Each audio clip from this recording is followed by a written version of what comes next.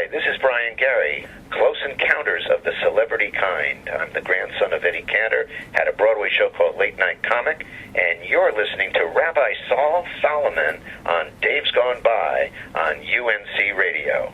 Oh, welcome everyone, goddammit. This is Rabbi Sol Solomon, the spiritual leader of Temple Sons of Bitches in Great Neck, New York. And I am so excited to be talking to somebody who has so much to talk about on show business, the business of show. Not only is he a songwriter who has apparently written more than 800 songs in 40 years, he has also done a Broadway musical called Late Night Comic that we will talk about. He has also written a new book about all his close and sometimes not so close encounters with celebrities. And as Joe Franklin will tell you any minute that you ask him, he is the grandson of the one and only Eddie Cantor. So ladies and gentlemen, please welcome to the neighborhood with me, Rabbi Sol, Brian Gari. Shalom, Brian. Hello. Nice to meet you. Very nice to meet you too, Brian. How are your Jewish holidays going? Well, you know, I'm not a religious guy, so I don't celebrate any religious holidays at all. You bastard. Why not?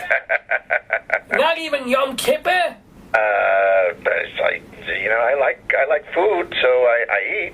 Next year, for me, skip breakfast. Will you do that? Really? For me? Just, you can have the lunch, you can have the dinner, okay? You can spend money, but... Skip it anyway, because there are painters here right now. They're painting my kitchen, so I couldn't get into the refrigerator. So there you go. So good.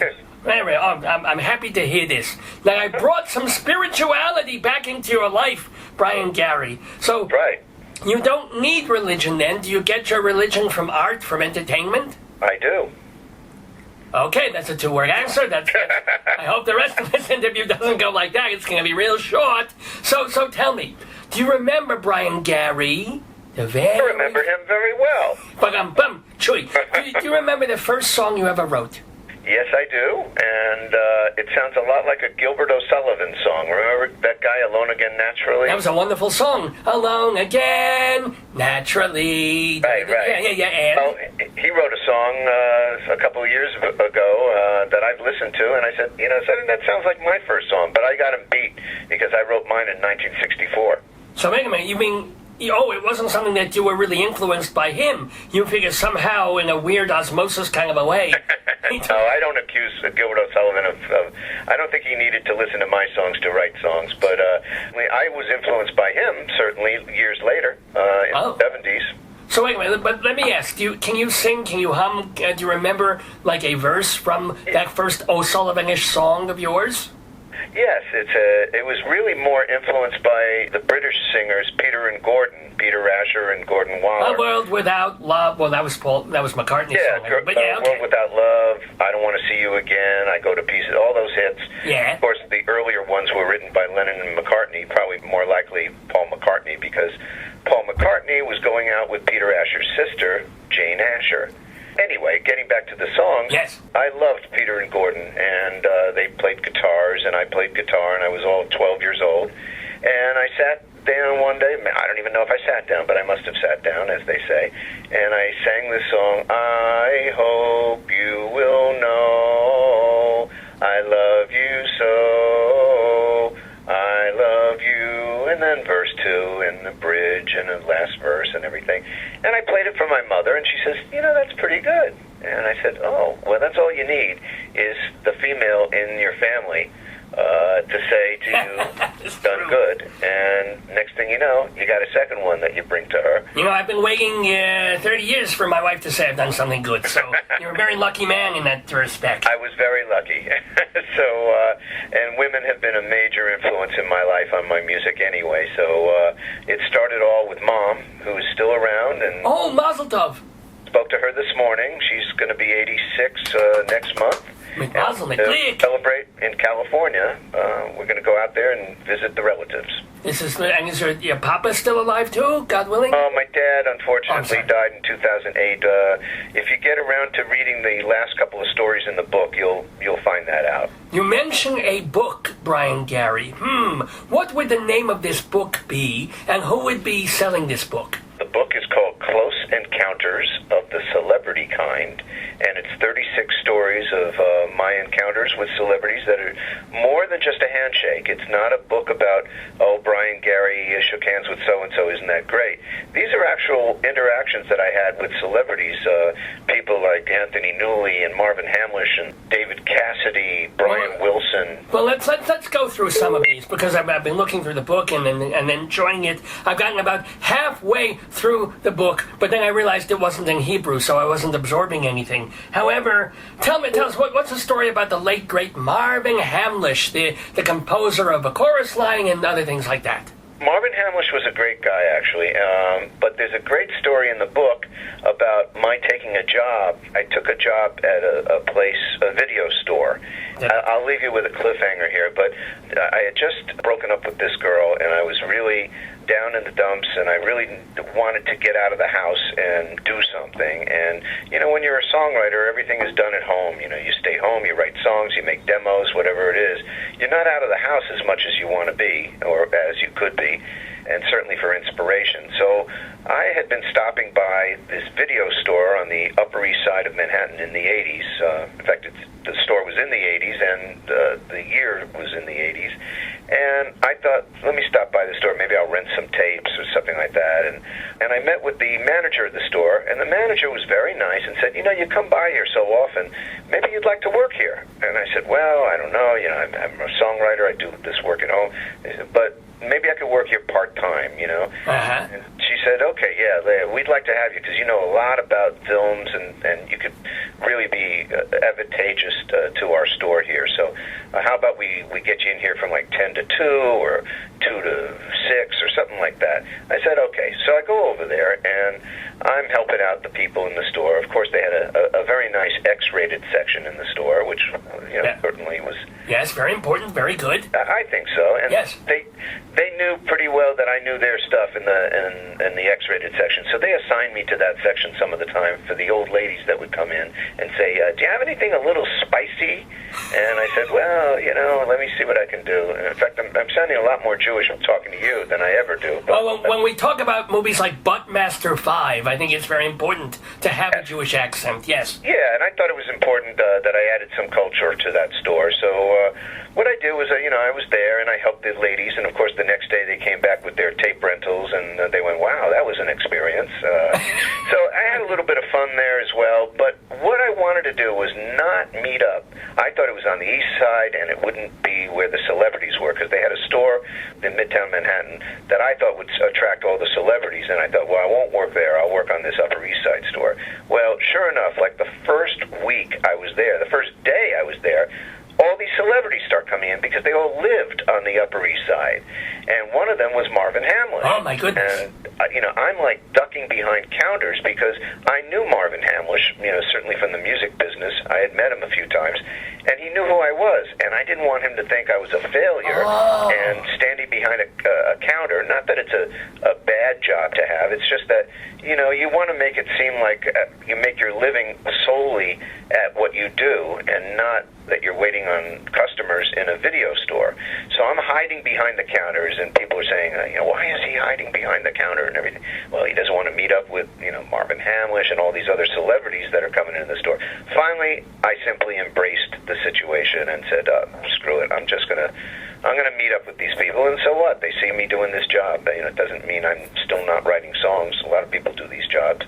Right. So I met up with Marvin Hamlish, and he was nice, but he was kind of firm in what he wanted and everything in these tapes. Oh my God! Wait! Did he want the naughty things? No. He was trying to get some tapes. At that time, he was going out with Cindy Garvey. Do you remember Cindy Garvey? Related to the baseball player, or? She was married. She had been married to the baseball player, and then she was separated or divorced, and she had a couple of kids, and she lived on the Upper East Side, and Marvin started going out with her. Okay. And he wanted to impress the kids. So what he was doing was buying tapes there at the store. And let me tell you something. In those days, do you know how much each tape would cost? $35, something like that? Higher than that. $79.99. What the? Yep. for Black Stallion, I think was one of the tapes he bought. Are you sure that wasn't the X-rated version? No X-rated. $79.99 for it was brand new. It had just come out, and that's the price that they put on that tape. Not to drag out the story, but I really don't want to tell you the punchline. But something happened with the tape, and I wasn't in the store that day. But there is a big punchline to this story, and Marvin was a great guy, and I'm sure he would have loved it that I told this story in the book. So there's a cliffhanger for you. All right, you're going to have to read the celebrity kind, and you got to get this book because you'll find out what happened with me and Marvin. That's right, ladies and gentlemen. You have to read this book. I assume it doesn't involve Marvin Hamlish and Cindy Garvey turning it into an X-rated Black Stallion. I don't want to. No, but Cindy Garvey was a hot number. I'll tell you that. She was cute. Oh well, no.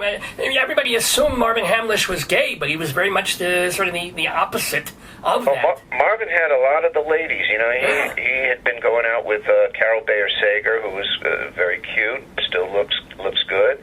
He married Terry, who was a very classy-looking lady. I guess in the theater world, you know, it's predominantly gay. So, you know, I guess people assume certain things about certain people that get involved in the theater world. Well, yeah, or if you are lucky enough to be straight in the theater world, you got your pick.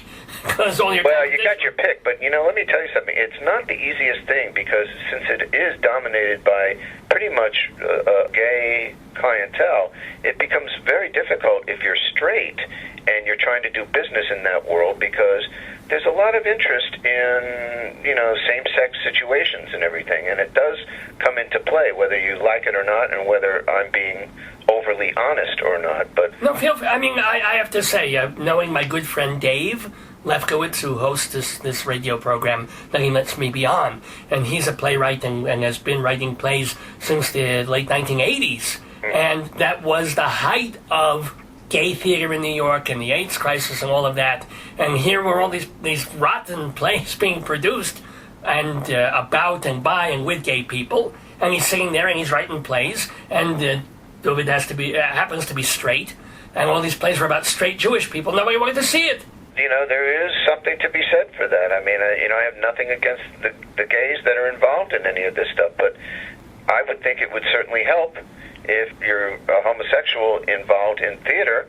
You know, I think that there's a very much an open door, not necessarily... Or an open back door, as it were. That joke's been made about I made a reference to Eddie Cantor, my grandfather, and he had said, if you can't get in through the front door, you can end up going in through the back door. And, of course, you know, a gay guy had to make a comment about that immediately. But it is what my grandfather's policy was. You know, if somebody said no to you at the front door of the office, then you head in through the back door and make arrangements to get yourself heard. And that's my policy, too. So we might as well get to the big elephant in the room, as it were, talent-wise and everything else. You are the grandson, as you say, of Eddie Cantor. So, well, first of all, my listeners would know, but just in case, since we're on a college station, the kids might not have any idea who this man was.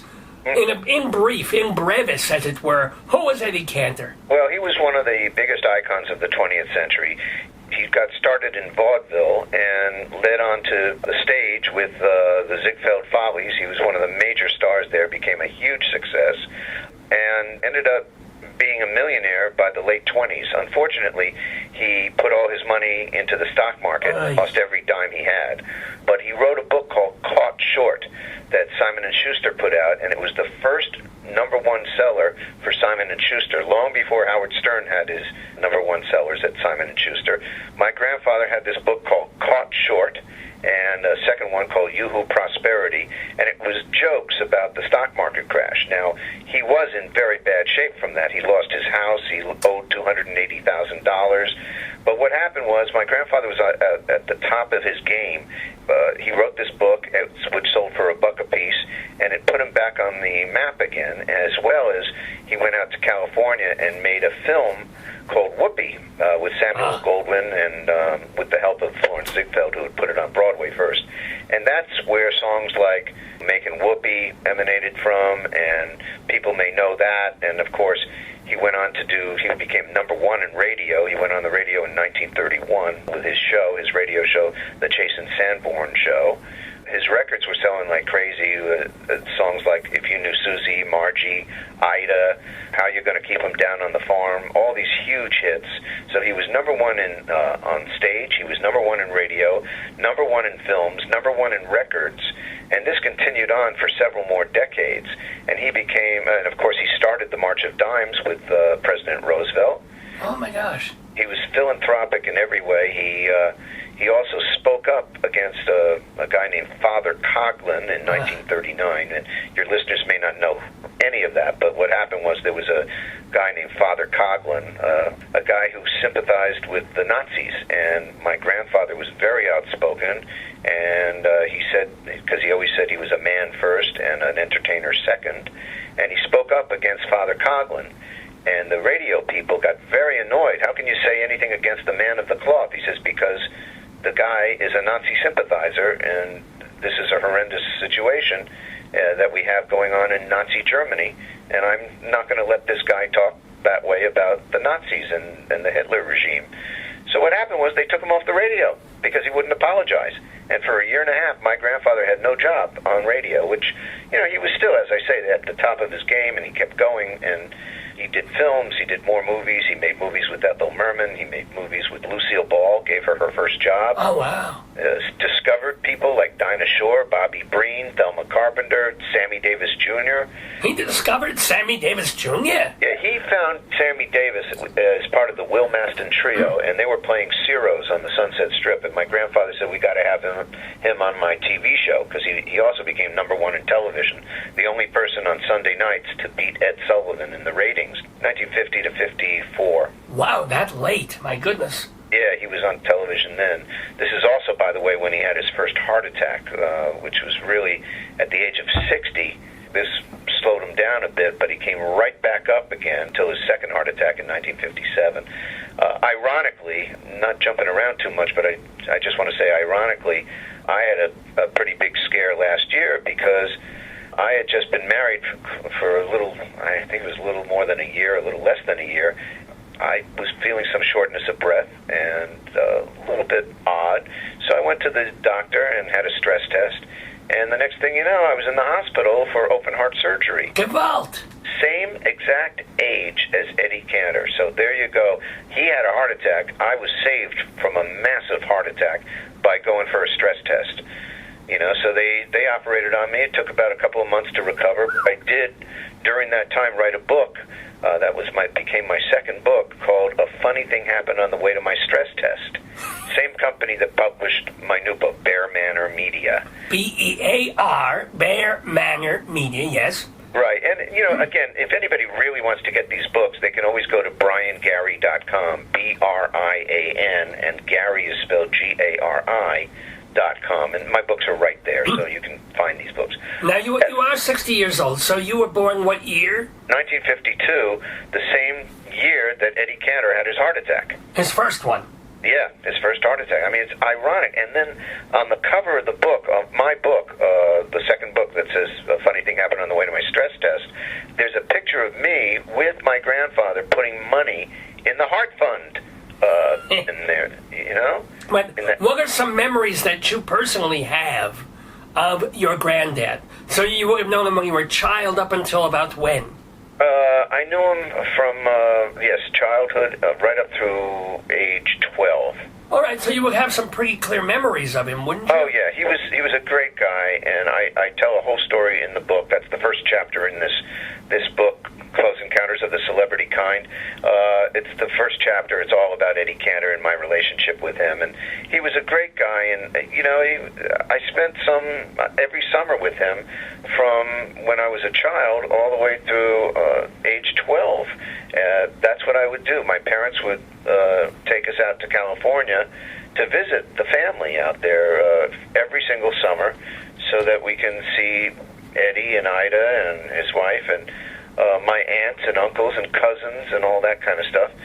So it was really a wonderful, wonderful time. I mean, if you think about going to California in the 60s, the 50s and 60s, this was the height of California, USA. I mean, now it's all celebrity time and everything, but back then, California was such a magical place. There was a place called Pacific Ocean Park, which I absolutely loved going to. I was only in Disneyland once, as far as I recall. That's all you need, yeah. Well, it was nice. 1957 I was there. I actually still have the souvenir book from that year.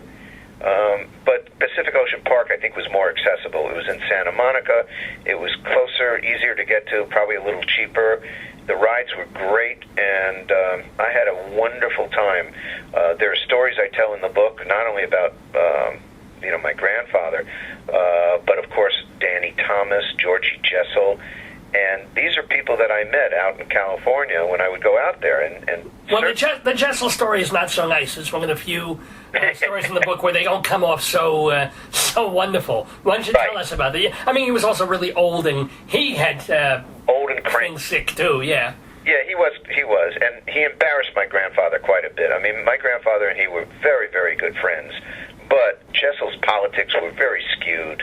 He was a pro-Vietnam guy, and it embarrassed my grandfather. My grandfather was very liberal Democrat, was always outspoken about the right things, and Jessel was like so dumb about this stuff, and wore all those badges of going to Vietnam and everything, and pushing the Vietnam situation when really that war should have ended a long time before. It should never have happened.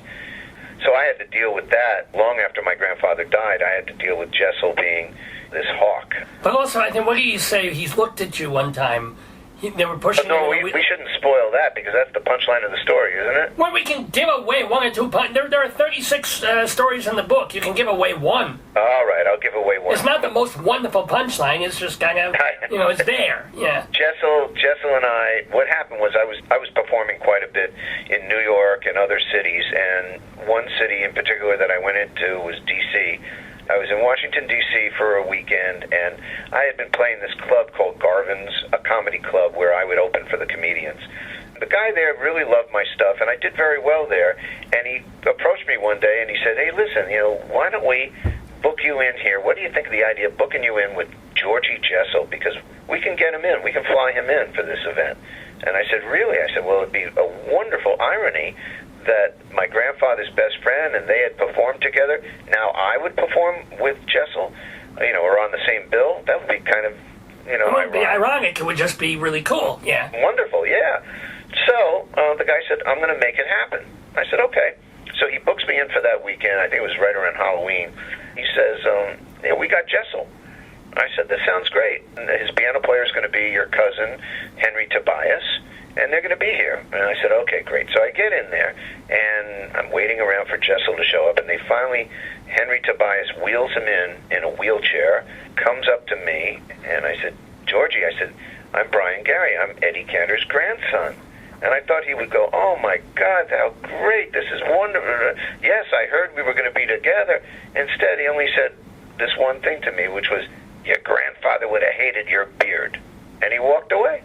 Or got wheeled away, yeah. Well, that was it. That's my only experience with Jessel at that age. And he died a short time after that. So you kind of got your revenge, because you wrote in the book that his set did not go so well, apparently. No, that's true. Did I really? I can't even remember writing that, but yeah, that's true. He didn't go over very well. I mean, he wasn't very relevant to the audience that was there. They probably didn't even know who he was. It's like bringing out George McNamara with, Yeah, right. Well, it had been probably 10 years since the guy had been on television, and that's the only way people know these old-timers. And plus, if you notice, this is when those performers from that era were slowly disappearing from subject matter. You might have had George Burns around, but for the most part, no one's going to know who Fanny Brice, well, except for Funny Girl, yeah. But for the most part, those old-time performers and everything, nobody knew who they were. They were dying off, and, if they didn't have TV shows, like Jack Benny was very smart. He filmed television show that can be played on TV to this day. And my grandfather was getting sicker and sicker, unfortunately, and not well enough to really do what Jack Benny was doing. And he did have one show that was filmed, and it was such a disaster that my grandfather bought back the rights and stopped filming the show. So it never runs. Why was it so bad? It was badly written. And my grandfather tried to oversee the writing, and he had full control, I guess, but he didn't realize that these writers were going to write schlock, and it was not the same kind of writing that you would get on I Love Lucy or Jack Benny or the Burns and Allen show. Consequently, those shows are buried. Nobody bothers to run them, which I'm not upset about in that respect, because they were a bunch of shows that my grandfather did not. He didn't appreciate himself, so it was... He was not happy with it. We're talking with Brian Gari, as I said, the grandson of Eddie Cantor, also a songwriter of dozens and dozens and dozens of songs over the past few decades. He was also the author, we have to get to this, of the Broadway show, was it one night? Was it 4 nights? How many nights did Late Night come? No, the show was on Broadway for a couple of weeks. Oh, weeks. It ran weeks. Okay. Yeah, it was called Late Night Comic. It was about a up-and-coming comedian and his ballet dancer girlfriend, which was loosely based on my relationship with a ballet dancer. And I wasn't the, in quotes, author, if that implies the book, because I didn't write the book for the show. I wrote the music and lyrics for all the songs. Ah, right, sorry, the score. Who wrote the book? A guy named Alan Nee. Oh, well, he's a very popular player right now. He's got the Peter Pan play going on. He wrote You know your Little stuff. Women. Yes. That's true. That is true. He wrote Finding Neverland. Yeah. So he was the book writer of the show. It was quite a difficult experience, one that I don't regret because I certainly have a Broadway credit, and I'm very proud of the album that's out there. And in fact, when I was telling you about my feeling the shortness of breath about a year and a half ago, that was when I was coming back from a second production of Late Night Comic, which was done in Fredericksburg, if that's the pronunciation. Oh, West Virginia? No, in Baltimore, the Baltimore area there, okay. Maryland. Fredericksburg Community College, I believe. I may have it wrong. It's something like that. But they did a production of Late Night Comic the first time in 25 years. And you went? Did you see it? Yeah, I went, and it was thrilling. And it was better than the Broadway production. Why? Because they took the script and they did it the way it should have been done. The script had been molested on Broadway. It was really messed with, and we had a lot of people involved that shouldn't have been. It was really very, very difficult. But now, the very good version that was done, David Norman, he just knew what he was doing. But let's put it back together again. Let me ask Brian Gari, because about a year ago, Dave on this radio show was talking to the author of Moose Murders, who was, again, one of the better-known Broadway flops in recent decades. He had this disaster, and there was a week or two he didn't want to get out of bed, he didn't want to answer the telephone, blah, blah, blah. But in months and years subsequently, he went on to still do theater and to write more plays, and he actually ran a theater company, or is still running one. Mm-hmm. Have you, since Late Night Comic, had the impetus to write more musicals, do more involved in theater, or did you touch your finger to the stove and you got burned and you're like, yes, I have been working on an Eddie Cantor musical on and off for many, many years now. I have to find the right book writer. Book writing is a very, very important part of the Broadway creative process. And I don't have the confidence in writing dialogue and writing the story for a book musical. I am very, very proud of the songs that I've written for this show. I previewed a few of them on my first album, Songs for Future Musicals. I think there are 3 or 4 songs from this Eddie Cantor musical there. And I've written many since that I just am extremely proud of. But aren't you already courting a problem if you're going to put up an Eddie Cantor musical and the music is not going to be Eddie Cantor's famous songs? Aren't you asking for trouble? Well, look at Funny Girl. They didn't do Fanny Brice songs in there. Julie Stein and Bob Merrill wrote a completely new score for the subject of Fanny Brice. So I don't feel it's a necessity. I think if you have a good subject matter and you write songs in the style of that period, which I did. I wrote some songs in that style and some songs that are just, if people know Funny Girl, there are songs like Don't Rain on My Parade and Music That Makes Me Dance. Those songs are very pop-oriented. They're not the style of that era. They're just great songs. They're not 1920s style ballads. So I wrote songs that I just felt fit the characters of my grandfather, my grandmother, his grandmother.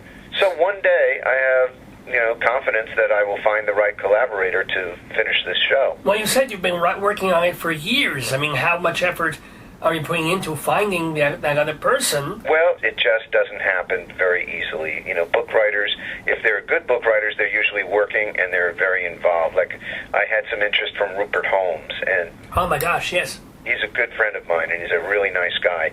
The only problem is that people have to, at this point now, for him to spend time on a new musical, there has to be money put up for him on a daily basis, for him to work on something. You just don't say, hey, Rupert, come on over, let's work on a show. Even though he's always been a great booster of my work, I can't get Rupert to commit to something like that. Unless you had the Weislers already funding the project or something like that. Yes, right. And the same thing with a couple of other writers that showed great interest in this, but they have to be paid. Brian Gari can sit here and say, look, I won't take a nickel if somebody's interested in having me work on this. I would love to work on this project. I'll spend all my time doing it. But if you get a collaborator, they may not have the same schedule as you, and they may say, well, look, I've got 4 other projects I'm doing. I need money up front. In talking to a lot of composers and lyricists, both I have and Dave has on this program, that's the thing. You hear that they're always working on 5 different projects at once. Yeah. You have to, because you never know what's going to suddenly get the green light and go. Well, that's true, but at least those people, like Rupert and some of the other people I've spoken with, those people have money being thrown at them to work on those musicals, so they're not working for free. Right. It's not like, hey, come on over, let's start a band in our garage, and we'll see if we become the next Beatles. We used to do that at 13 years old, but we don't do that anymore, because when you hit your adult age, you need to be paid for your time. Well, let me ask you, Brian Gari, I am curious about this. You have written all these songs. You had the Broadway musical, which did not financially succeed. But what is your funding stream? I mean, you're writing the books, but I don't know how much money you get from that. What is paying your day-to-day bills? People always ask me that question. How do you make a living? And people often assume that I must be living on a what do they call that again? I don't even know the name of it. Well, the stipend or a dowry, a trust. The trust fund. Right, yeah. I had close friends of mine actually say that to me. And I said, you don't know me well enough that I say, if I had a trust fund, I would have a limo taking me from place to place, not riding a motor scooter, And they go, well, we thought that was like an eccentricity of yours that you ride that motor scooter. I said, no, it's financially how I get around New York. But no, I've done so many different things. If you look at my website, briangari.com, there's a page called the Musicography page. It lists what I've done in my life, and I've done liner notes for umpteen number of albums. I've produced many, many albums. I've had songs recorded by many different people. I've written books. There's always a different way that I make a living that has to do with the entertainment world. So I don't turn away writing projects and things that may not be a song. It may be a book. It may be liner notes. It may be... Right, okay. If you're getting a little check here and a little check there, a little check, it adds up. That's how you make ends meet. That's how you do it. I also represented my uncle, Robert Clary, from Hogan's Heroes, and I got him a book deal. I also got a Judy Garland book that got put out, too. These are things that I've done in a managerial capacity, sure, which is kind of different, but again, I don't turn down any kind of work in my business. You've got to learn to accept different angles. If it's the edge of writing songs, then it's the edge of writing songs. If it's actually writing songs or producing other people, right now I'm working on a project of the music of Jimmy Griffin from Bread. And I didn't write any of the songs, but I've always loved his work. So when you say you're working on a project, you're producing an album of his, or what? I'm producing an album for this girl, Holly, that was friendly with Jimmy Griffin. She thought it'd be a great idea to do an album of his songs. So my partner, Jeff Olmsted, and I are producing this album together. We're working on it. And it's coming out great. It's some wonderful songs. Jimmy Griffin, of course, also wrote the lyric, along with Rob Royer, to the song "For All We Know" that the Carpenters won an Oscar. Actually, that's mentioned in the book too. You had a correspondence with Richard Carpenter. Yes, I did. Yeah, Richard Carpenter has been always very nice to me. Luckily, I found a way to get in touch with him, which put us in direct contact with each other. And he was very nice to me, and he was very grateful to me for finding some lost tapes of the Carpenters. And we've been friends ever since. I mean, I can't say that in a lot of these stories in my book, I'm not going to tell you that I go and have dinner with these people every night. That's not what these stories are about. In some cases, yes, I am friendly enough where I have dinner with these people, but in most of the cases, they're eccentric stories, fun stories, poignant stories, where I got to meet and work with some of these people, Jan and Dean, George Carlin, Katharine Hepburn, Stephen Sondheim.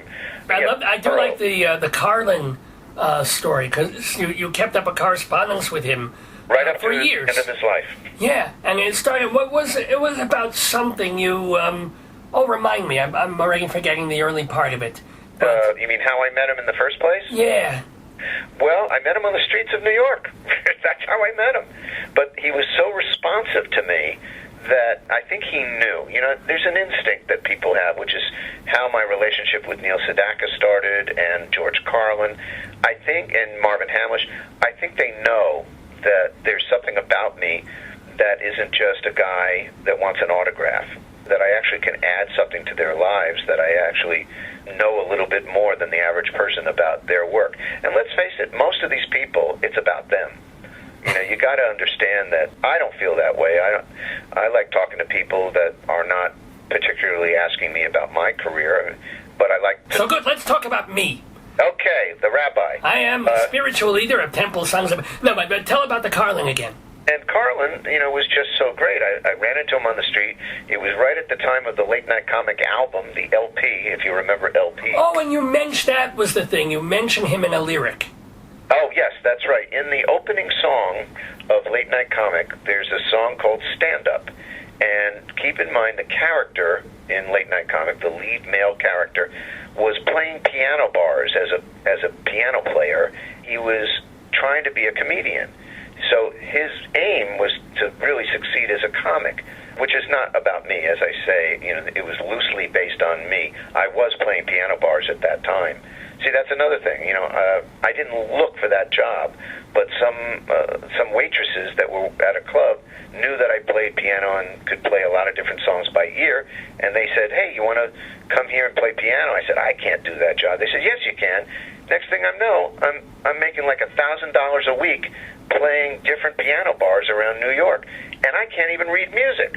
It was insane. I mean, the people were hiring me. What, you have a fake book? How did you do it? I did it from memory. I can play you almost any song from my era. I mean, I can't play you rap songs or any of that, but I can sit down at the piano and by ear, without sheet music, I can play you every Neil Sedaka hit, Carole King and Beach Boys, everything. So I was this piano bar player, and anyway, the lead character in the show was a piano bar player who wanted to be a comic, and the middle part of the song says, "I'm through playing Harold Arlen. I'll be the next George Carlin." It was a perfect rhyme, so I used it. Well, I forgot about that, and when I gave George Carlin the LP of Late Night Comic, little did I know, George was thrilled, because he says it was the first time he was ever mentioned in the lyric of a song. And I don't know if he ever has been since, quite honestly. I mean, no, famous as he is. Yeah. There was no reason to, other than it was totally appropriate for Late Night Comic for his name to be involved. So that put us as friends from day one. But also, George loved music. George was not just a comic. He really, really loved music. In fact, I have a video of him playing Cherry Pie. That's an old rock and roll song, doo-wop song, and he played Cherry Pie on the piano on the Arsenio Hall show, I think it was. Huh. So George loved music, absolutely went nuts for music, and knew a lot about it. So the fact that I wrote a Broadway show, and not only that, and it was pretty tuneful, if I must say myself, there are a lot of songs that were very singable, and here I put George Carlin's name in the opener. He was thrilled. I mean, this is great for him. So he was like a regular guy on the street, just saying to me, "Man, you put my name in a song." So we became friends from that point on. But we also had a lot of other things in common. You know, George was from the Upper West Side of New York. One day there was an article in the New York Times about me and my collection. That's another little side thing that I have. My collection of photographs of the Upper West Side of New York. Well, little did I know, or I completely forgot, that George was from the Upper West Side of New York. And he, even though was living in California, he was getting the New York Times delivered to him in Venice, California. Sure. So what he did was he contacted me yet again to let me know he wants to come to my house to see these photographs because he adored the Upper West Side. It was still his home. It was still something that he loved and just remembered fondly. So if you read, there's a book out on George Carlin. It's called Last Words, which is a wonderful book. It was finished... it's by the guy from National Lampoon. Yeah, Tony Hendra finished the book. But it's George's words for the most part. You know, you can pretty much tell it's George's book. And in fact, there's an audio version which is spoken by George's brother, Patrick. So that's kind of fun, too. I have both, you know, the regular book and the audio book, yes. Yeah, it's great. So George talks about the Upper West Side and Morningside Heights, which is where he was from. And in fact, he'd refer to it as White Harlem because its real name was Morningside Heights. So he was a great guy, and I wish I had known him longer. 71 years old is not a long life as far as I'm concerned. Well, considering how he lived some of those years, yes, and what he ingested, I know. He's lucky in some ways.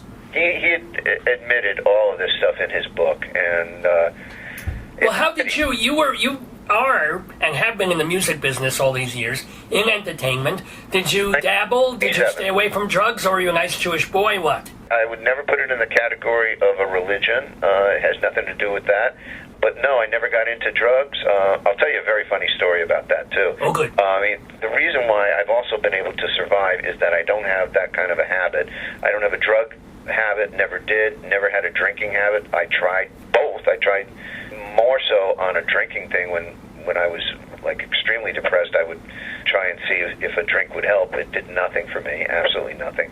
So I guess I'm lucky in the sense that I have no inclination to becoming an alcoholic, but it also saved me a ton of money. I mean, I'm much more into a Yoo-Hoo or a milkshake than I am. I haven't had a Yoo-Hoo in so... Is that because of Eddie Cantor with the Yoo-Hoo thing? Oh, Yoo-Hoo Prosperity? No, that was just a book that he wrote about the stock market crash. Oh, you just like Yoo-Hoo for the flavor?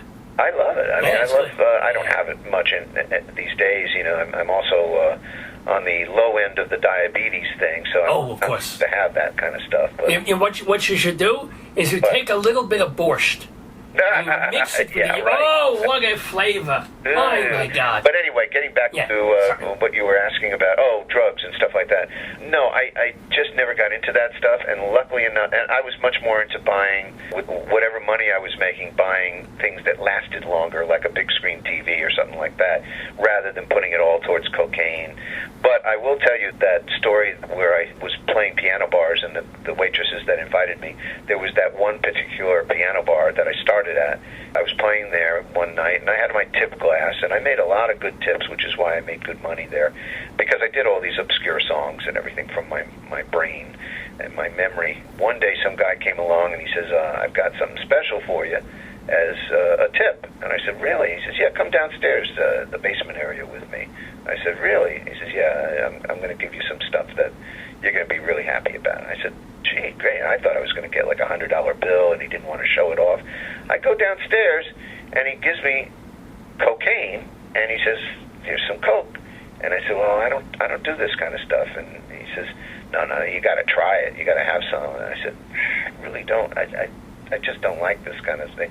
He says, no, you put it in your nose. I said, I can't fathom putting stuff up my nose. I mean, God, Well, my finger, yes, but everything else, no. Well, then he says, put some on your tongue.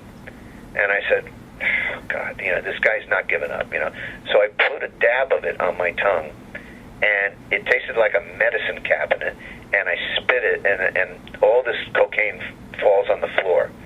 So he says, you're a dopey guy, So I go back upstairs, and the waitress says, so what happened with the guy?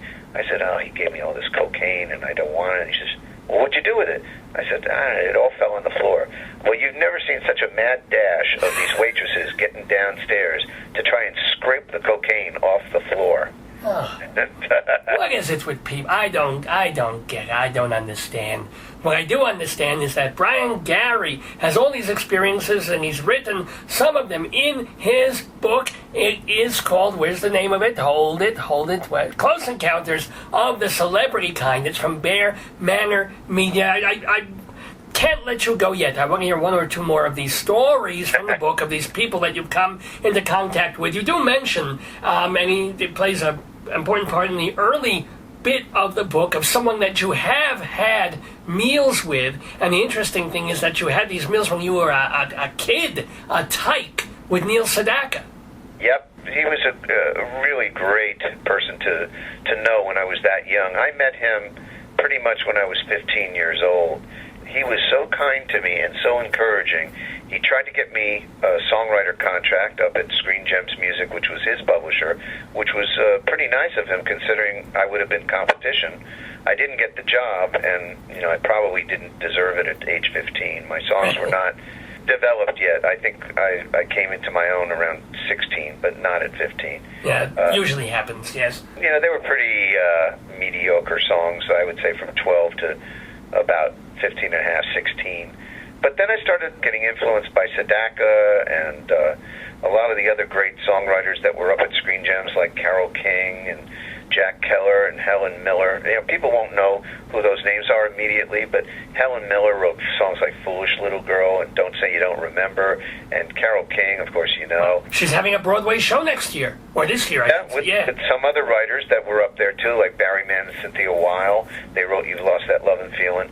These are all the people that were up at Screen Gems, and I had the honor and distinction of being able to be let in to that building on Fifth Avenue, 711 Fifth Avenue, which is the Coca-Cola building, and now it's the Disney building. Yeah. Everything else is, But I went upstairs to the 8th floor to visit and meet Neil Sedaka up there, and he gave me the run of the place. I mean, it was just truly, in fact, while we were on the phone here, a call just came in from Neil Sedaka, but I didn't take it because I felt the rabbi was more important. That's right. I mean, you're choosing between Neil Sedaka and God. It's not that big a leap, but still. Oh, yeah, and he probably would have said, yes, talk to the rabbi. I mean, and Neil Sedaka, I will say, has been a guest on Dave's Gone By, so we're very proud of that as well. I think I saw his name on that list. You've got a great array of stars that have been on your show. And now you're added to them. Isn't that exciting? I'm proud to be on it. I kept getting all these emails, but I thought, if I get this many emails, I better get on Dave's show. That's right. God damn it, that's very good. Right. Hey, tell the story, please, please, please, of Bobby Kennedy and the raw shrimp. That is a funny story. This is only a page long in the book, but it is kind of funny. I was coming home from school one day on the 104 bus up Broadway, and as I get to about 75th Street, there's a fish store called Cinderella, and on top of a flatbed truck is this guy handing out fish to people. Now, I go anywhere where they're handing out free food. Now, I've got to explain that I don't like that kind of... I certainly, at that age, didn't like raw fish, and certainly more than that, raw shrimp. But I get off the bus, because I had a bus pass I could get back on later, and I go over to 75th and Broadway there, and I see that this guy is handing out, free fish, and it's Bobby Kennedy. I wasn't following politics all that much. I think I was all of 15 years old. He leans over. I wish somebody had a photograph of his doing this, and I'm sure there must be one somewhere because the press probably were there. And he hands me a raw shrimp, and I didn't know any better, and I just popped it in my mouth. Well, here's Bobby Kennedy shaking my hand and all this, and I'm tasting the most vile thing in the world. I mean, I couldn't believe how bad this thing tasted. Now, maybe if I had some wasabi and some soy sauce or something, there you go. That might taste a little better. But this thing was raw shrimp, and I'm chewing it up in my mouth, and I'm going, I got to spit this out somewhere. So now I'm trying to find a place to spit it out, but there's a crowd of people there all shaking Bobby Kennedy's hand. Where am I going to go? I'll leave that up to the listener to figure out whatever happened to that shrimp. But it was quite an experience. And then this all came back to me one day when I was writing this book, because I had never thought about it again. But then when I looked up the time frame of when he was campaigning and when I met him, it turned out that I had been shaking Bobby Kennedy's hand about 2 months before he was assassinated. So thrilled that I had that opportunity, saddened by his horrendous death. And one of the things that you do in the book, though, is that you do have the keepsakes. You must have memorabilia up the wazoo. Well, I was very lucky in that every other line in the book is like, do I still have it? Yeah. You bet I do. Yeah. Yep, that was a joke that I just kept adding in because it was funny. Every time I talk about some obscure piece of memorabilia, I ended up looking through my files, and I had it. I mean, there's a picture of Neil Sedaka that you're not going to believe in that book that nobody has. I mean, I kept it since Neil gave it to me when I was 15 years old. These things, I went through my files when I was doing the book.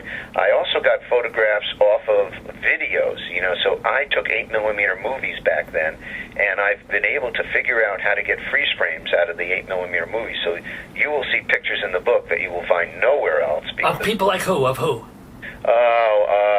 Well, there are pictures of Gerald Marks, who wrote All of Me, Why Not All of Me? And also Irving Caesar, who wrote Swanee, How I Love You, How I Love You.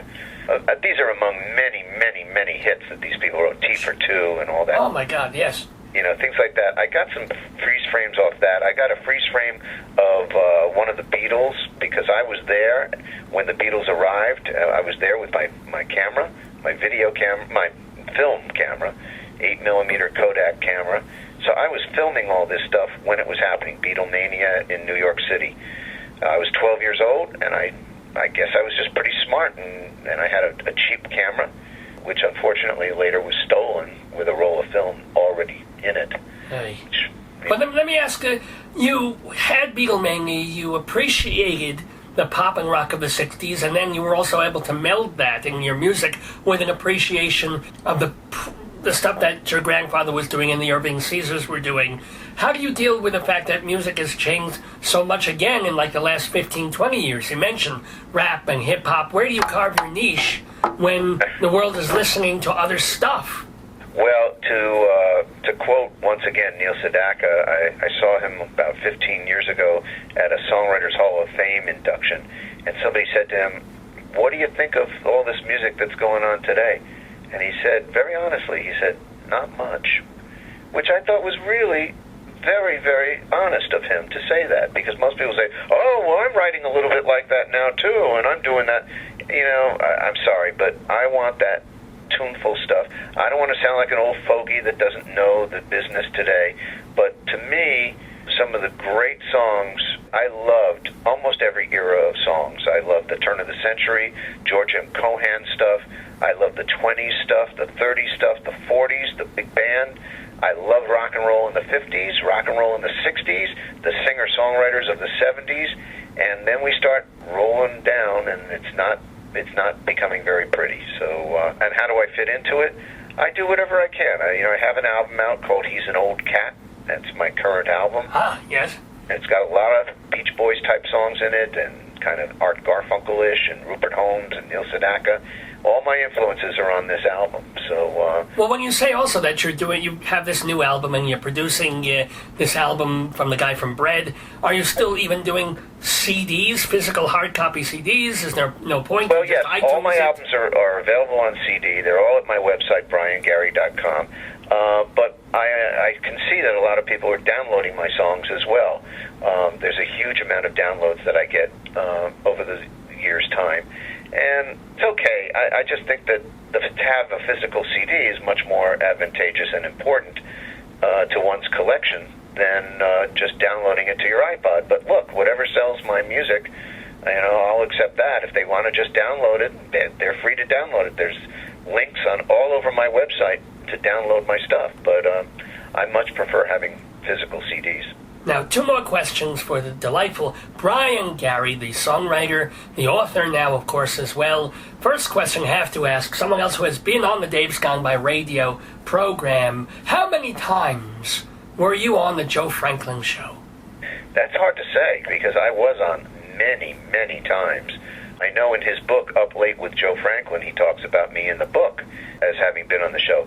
I have many, many tapes of those shows, but I was also on the show before we ever had Betamaxes and VHS machines and all that stuff, and those shows are completely lost. I think I started on the show in about 1972. I think that was the first time I was ever on.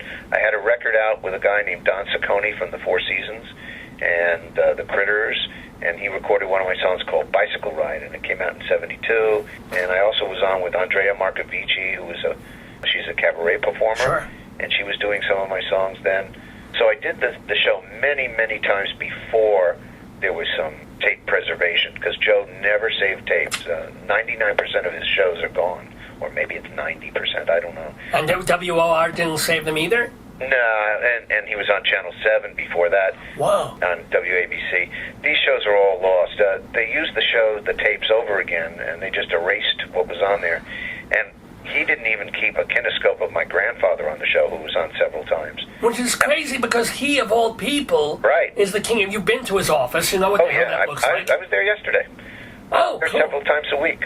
I know Joe very, very, very well. We've known each other since, I would say, the late 60s, because he also had my parents on his show. Sure. So my parents, he had Eddie Cantor, he had all of them on the show. So well, that's his favorite entertainer in the whole world. Yes. Eddie Cantor is like the ultimate icon for Joe Franklin, which is lovely, of course. Yeah, but the shows are lost. How is Joe doing, by the way? If you saw him the other day or yesterday, how was he? He's on Bloomberg Radio. You saw him yesterday? No, you did. I didn't. Oh, yeah.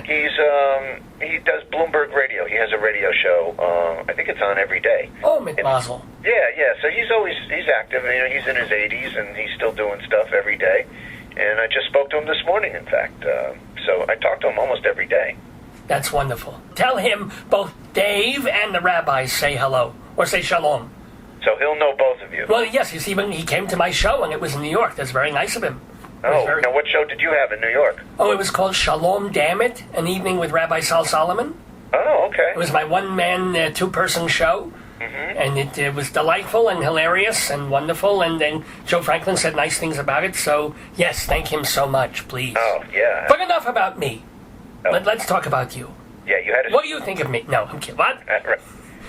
You had a second question for me. Yes. Unless you've told it already. What is your favorite story in the book? Your favorite encounter with a celebrity? Have I told it, you mean today? On this show, yeah. That's a very good question. Nobody's asked me that yet. It is a very good question. I would say, oh boy, they're all so different, maybe my meeting with Phil Spector, or... Whoa. My Chris Rock story. Chris Rock one is good. I've got to tell you what I'm going to do. I'm going to do an audio book of this. So I'm actually going to tell these stories in my own voice, and I imagine it'll be done by the end of the month. I'm hoping, if I can get it done fast enough. But I'm going to speak these entire stories, and when I talk about Chris Rock, I'm going to actually probably, do a little imitation of Chris Rock. Boy. You can get letters from the NAACP. I can see it. I think I'll be okay on that. All right, test it. No. Let's hear it. Let's hear a little bit of your Chris Rock voice. Chris Rock voice. Well, let me open up the book to the Chris Rock section. Okay. And I'll see if I can. Let's see here. Where is Chris Rock? Oh, here's the Chris Rock thing. Let me see if I can actually say one of his lines. Oh boy, I can hear Wanda Sykes groaning. All right. Okay, here's what he said, and that I quote in the book. Was driving down Park Avenue the other day, saw a prostitute. Asked her how much. She said, $300, I'll do anything you want. I said, bitch, paint my house. All right, That's what he did on the TV show that I talk about. That's a white and Jewish Chris Rock, but I hear some of the inflection. I get you hitting the consonants pretty well. Well, I'll practice it before I do the book. Definitely do that. So wait, but what was the Phil Spector story? How crazy was he? Yeah, that's a party that I went to in New York City at Katz's Delicatessen. You probably know. Oh, if only they were kosher. Oh. Right. It was a birthday party for Doc Pomus, and his brother, Raoul Felder. Now, of course, in case the listeners don't know who these people are, Doc Pomus wrote the lyrics to many, many, many hit songs like Teenager in Love, Lonely Avenue, Save the Last Dance for Me, This Magic Moment. And he's been a close friend of mine. He has since passed away, but he was a close friend of mine since I was a teenager, around the same time. When I was a teenager, I was trying to meet all my favorite songwriters. That was my goal. And you did pretty well, come to think of it. You made a lot of headway in doing that. Not only that, they actually became friends of mine, which is really quite unbelievable. This morning I was talking to Mark Barkin, who wrote Pretty Flamingo, She's a Fool, That's the Way Boys Are. I go to his house once a week. Nice. I see all these people. So Doc Thomas had a birthday party in conjunction with his brother, Raoul Felder, who's a famous divorce lawyer. Anyway, it was at Katz's Deli, and one of the close friends of Doc Thomas was Phil Spector. Oh, boy. So this is obviously long before the murder trial. Well, he was already off his nut. I mean, he's been... Well, he was always a little bit crazy. Yeah, that's true. But the thing is that I actually sat down for a lengthy conversation with Phil at that party. I was honored. I mean, it was thrilling because Phil Spector didn't sit down to talk with anybody. But what happened was I mentioned a few different things that interested him that he thought, this guy must know his stuff because he's talking about stuff that nobody else asked me about. So he decided to sit down.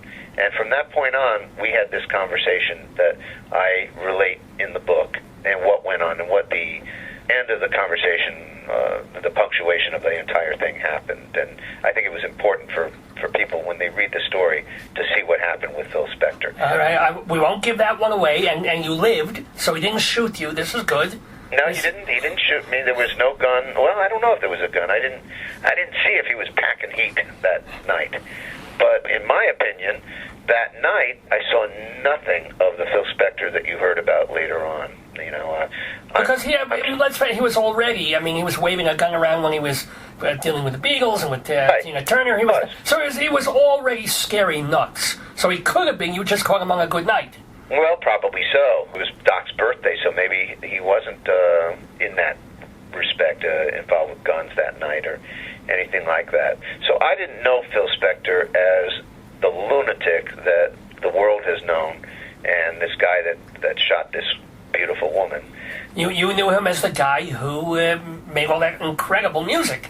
Exactly, and that's the only reason I bring it up in the book. I certainly am not here to praise Phil Spector in respect to what he did in his later years. Well, of course not. Now, last question. My God, I'm so sorry I've kept you, but it's just been such a joy talking to you. Yeah. You're fairly newly married. You said you're married like a year, Mazel Tov. Well, 2 years now. So, how did you meet your girl? She's actually a nurse. Yeah, and she probably did end up saving my life because she's the one that encouraged me to go to the doctor, even though I had been to the doctor before. That's all explained in that book. A funny thing happened on the way to my stress test. That was what had happened. I had gone to my doctor. I had an EKG, and I proved to be okay. But obviously, I was not okay.